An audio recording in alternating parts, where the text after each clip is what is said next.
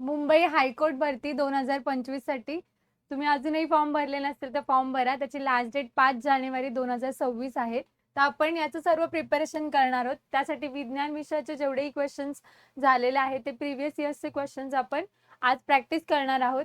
तर नमस्कार विद्यार्थी मित्रांनो, मी ऋतुजा पवार, इन्फिनिटी अकॅडमीमध्ये आपलं स्वागत आहे. तर हे काही प्रिव्हियस इयर्सचे क्वेश्चन्स आहेत जे कोर्ट भरतीमध्ये आलेले, बृहन्मुंबई कोर्टसाठी आणि शिपाई पदासाठी. तर शिपाईसाठी जे सायन्सचे क्वेश्चन्स होते प्रिव्हियस इयर्स, तर जास्त तुम्हाला शिपाईमध्ये सायन्स या क्वेश्चनसाठी वेटेज आहे.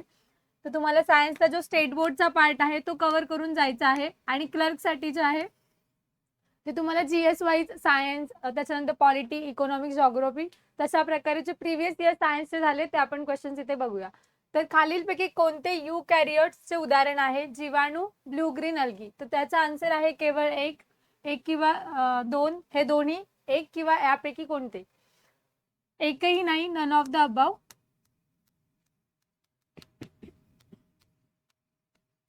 ठीक आहे. तर याच्यामध्ये जे जीवाणू जे आहेत आणि ब्लू ग्रीन अल्गी आहेत याचं थर्ड आन्सर येतं दोन्हीही नाही, कारण की जे जीवाणू आहे ते बॅक्टेरिया गटामध्ये येतं. बॅक्टेरिया जो आहे तो कसा आहे? प्रो कॅरियोटिक आहे. आणि ब्लू ग्रीन अल्गी त्यालाच आपण सायनोबॅक्टेरिया नावाने ओळखतो. ते दोन्ही कशाचे एक्झाम्पल्स आहेत? प्रोकॅरियोटिक. प्रोकॅरियोटिक कोणाला बोलायचं आणि युकॅरियोटिक कोणाला बोलायचं? तर युकॅरियोटिक जे असे जीवाणू असतात जे सगळ्यात काय आहेत, ज्यांचं न्यूक्लियस डेव्हलप्ड आहे त्यांना आपण काय बोलतो? युकॅरियोटिक जीवाणू. आणि जे प्रोकॅरियोटिक असतात ते प्रायमरी जे डेव्हलप्ड होत असतात त्यांना आपण प्रोकॅरियोटिक बोलतो. तर ब्लू ग्रीन अल्गी हे प्रोकॅरियोटिक आणि बॅक्टेरिया हे याचे एक्झाम्पल्स आहेत. तसंच प्रोकॅरियोटिकला आपण जे आहे ते नॉन डेव्हलप्ड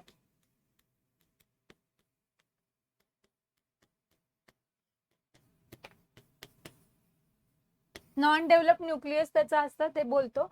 आणि युकॅरियोटिकला आपण ट्रू बॅक्टेरिया सुद्धा त्या नावाने ओळखलं जातं. तर या प्रकारे तुम्हाला लक्षात ठेवायचं आहे. आणि जर तुम्हाला अजून प्रश्न विचारला ब्लू ग्रीन अल्गीला दुसऱ्या कोणत्या नावाने ओळखलं जातं, तर सायनोबॅक्टेरिया या नावाने तिला ओळखलं जातं. ठीक आहे. आणि त्याचा जो ब्लू कलर आहे तो क्लोरोफिल ए आणि फायकोसायनिनमुळे त्याचा जो कलर आहे तो ब्लू कलरचा असतो. ओके.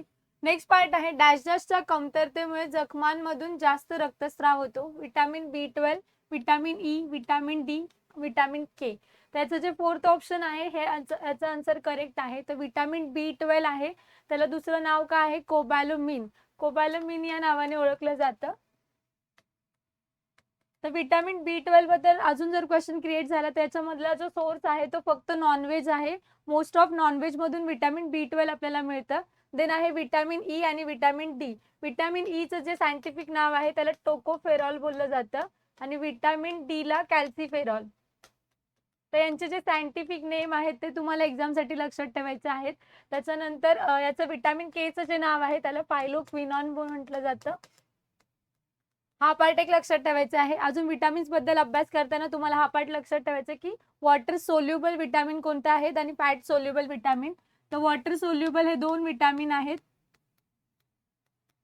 विटामिन बी आणि विटामिन सी.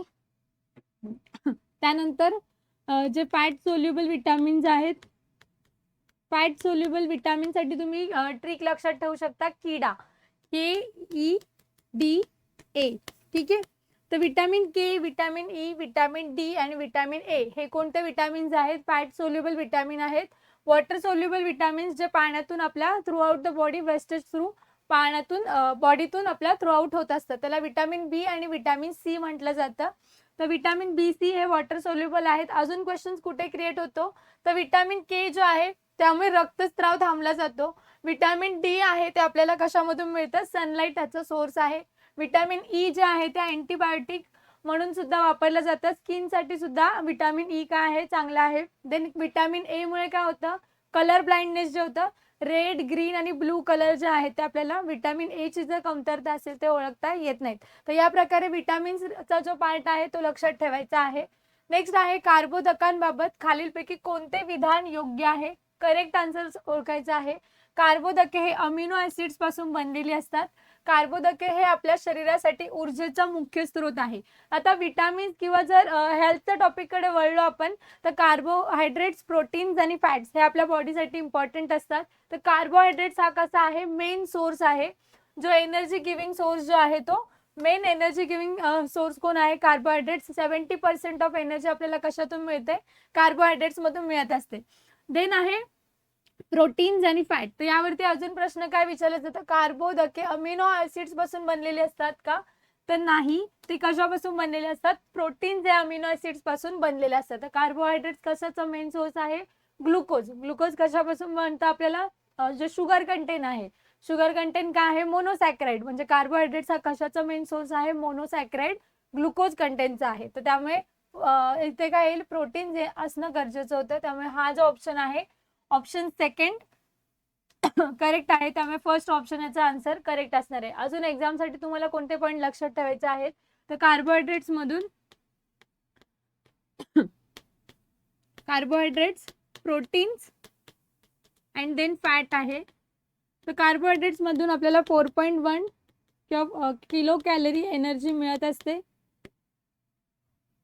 त्याच्यानंतर इथे जे आहे 4 calorie, 4 to 4.1 kilo calorie per gram तुम्हाला लक्षात ठेवायचं आहे. देन आहे फॅट्स मधून 9 to 9.1 kilo calorie per gram एवढी आपल्याला एनर्जी सोर्स मिळत असतं. तर एनर्जी कंटेंट विचारलं तर यावरती एक प्रश्न येऊ शकतो. त्यानंतर कशापासून बनलेला आहे त्यावरती प्रश्न येतो. जसं की कार्बोहायड्रेटचा मेन सोर्स काय आहे, शुगर. ग्लुकोज आहे, ग्लुकोजचा फॉर्म्युला काय आहे ते जरी पेपरमध्ये विचारलं तर C6H12O6 आहे. कशापासून बनलं जातं, तर मोनोसॅक्राइड्स पासून बनलं जातं. मोनोसॅक्राइड्स म्हणजे एक शुगर कंटेन असतं त्याच्यामध्ये. ठीक आहे. डायसॅक्राइड्स मध्ये किती असतील, 2 ग्लुकोजचं कंटेन असेल. ठीक आहे. पॉलिसॅक्राइड्स मध्ये मल्टिपल असतं. पॉलिसॅक्राइडचं एक्झाम्पल काय आहे, स्टार्च हे पॉलिसॅक्राइडचं एक्झाम्पल आहे. तर अशा प्रकारे हा पार्ट लक्षात ठेवायचा आहे. देन नेक्स्ट क्वेश्चन कडे जाऊया आपण. त्याआधी मुंबई हायकोर्टसाठी जर तुम्ही प्रिपरेशन करत असाल, जे प्रिव्हियस इयर्सचे क्वेश्चन आहेत आणि आपल्याला अशीच जर सिरीज तुम्हाला कंटिन्यू हवी असेल तर तुम्ही तसे कमेंट्समध्ये मेन्शन करा. आपण खूप सारे क्वेश्चन्स डेली घेऊन येत जाऊ. देन जो आहे रेकॉर्डेड स्वरूपामध्ये जी बॅच आहे यामध्ये फक्त 99 रुपयामध्ये तुमचं जास्तीत जास्त क्वेश्चनचा सराव करून घेतला जाईल. आणि त्यानंतर जो सिलेबस आहे, स्टेट बोर्ड मेनली फोकस केलं शिपाईसाठी, तर तो पूर्ण सिलेबस तुमच्या इथे कव्हर करून घेतला जाईल. तर तुम्हाला या नंबरशी कॉन्टॅक्ट करायचा आहे 9226016161 आणि आपलं जे इन्फिनिटी स्पर्धा परीक्षेचं जे ॲप आहे ते डाउनलोड करायचं आहे.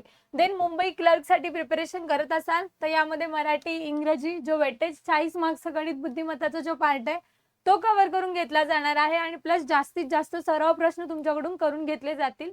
तर याची जी बॅच आहे ती 499 रुपयामध्ये आहे. आणि तुम्हाला या नंबरशी कॉन्टॅक्ट करायचे 9226016161. इन्फिनिटी स्पर्धा परीक्षेचा ॲप डाउनलोड करायचा आहे दोन्ही बॅच जर तुम्हाला परचेस करायचे असतील तरी. ठीक आहे. नेक्स्ट आहे अँड ओव्हर कंटेंट 26%. आता अशा टाईपचा जर क्वेश्चन आला तुम्हाला तर काय टॅकल कसा करायचा आहे, 26% ऑफ कॉपर आहे. To get 91 kg of copper the quantity of the ore required is. ठीक आहे. एका धातूमध्ये किती टक्के तांबे आहे, 26% तांबे. आणि 91 किलो तांबे मिळवण्यासाठी किती धातूची आवश्यकता आहे. तर आता हा जो पार्ट आहे तुम्हाला 91 kg तांबे मिळवायचा आहे, इंटू 100 नी करायचं आहे, डिवाइड बाय 26. अशा टाईपचे जर क्वेश्चन आले तर त्याला तुम्हाला अशा प्रकारे टॅकल करायचं आहे. त्याचा आन्सर जे आहे ते 350 kg लागेल. आता हे 91 kg जे तांबे आहे ते कसं तांबे असणार आहे, प्युअर कॉपर तुम्हाला मिळवायचं आहे. मग त्यामुळे तुम्ही जे 26% त्यातलं काय केलेलं आहे, डिवाइड केलेलं आहे. ठीक आहे. ओर कंटेंट, ओर कशाला म्हटलं जातं, अजून एक पार्ट येतो की ओर. ओर कोणाला म्हणायचं की ज्यामध्ये वेगवेगळे धातू आहेत. जसे की जमिनीच्या खाली दगड आहे सपोज एखादा. ठीक आहे. त्यामध्ये काय असेल, त्या दगडामध्ये वेगवेगळ्या कंटेंटचा मिनरल्स असेल आणि त्यामधून वेगवेगळे धातू तयार होणार आहेत, तर त्याला ओर फॉर्मेशनचा दगड म्हटलं जाईल. ठीक आहे.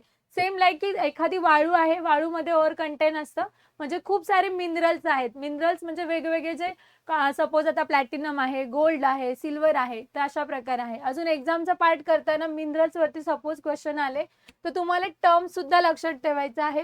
जसे की प्रिव्हियस इयर्सचा जर क्वेश्चन बघितले असतील आधीचे तर डब्ल्यू विचारलेलं, डब्ल्यू म्हणजे काय आहे, टंगस्टन आहे. देन एजी विचारलं तर काय आहे, एजी सिम्बल सिल्वर आहे, AU विचारलं तर काय आहे, गोल्ड आहे, PT प्लॅटिनम आहे.